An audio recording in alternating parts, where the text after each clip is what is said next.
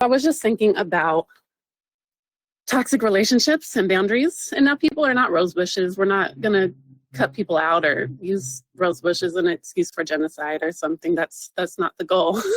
We can think about our energy and attention and relationships, and like, which of your relationships are blighted and might need to be reduced or cut out of your life because they're not serving you anymore.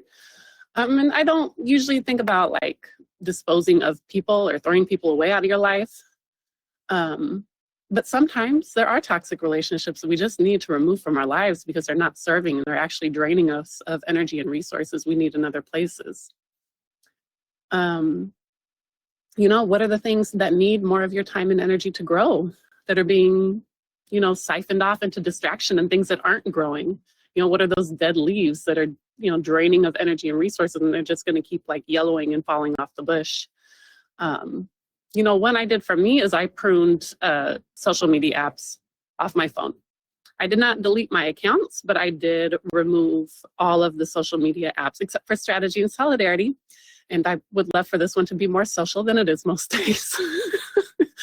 But the scrolling and the kind of mindless habit of just picking my phone up and then scrolling for more time than I mean to, I just decided that was something that needed pruned out of my life. It just wasn't serving me.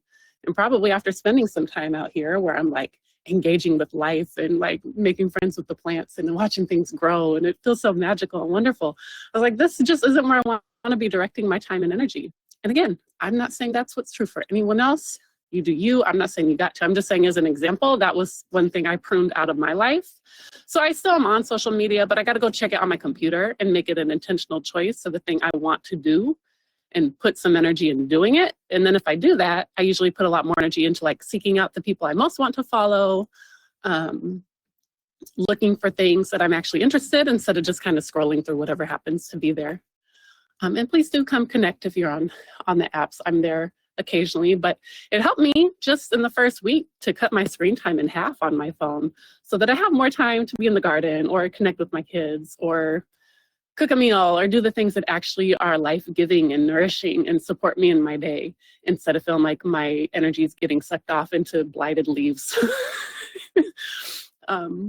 Distraction and delusion and toxic relationships and things that are not serving my growth and well-being and are not serving, the future generations. That's really where I'm trying to put my energy and attention right now.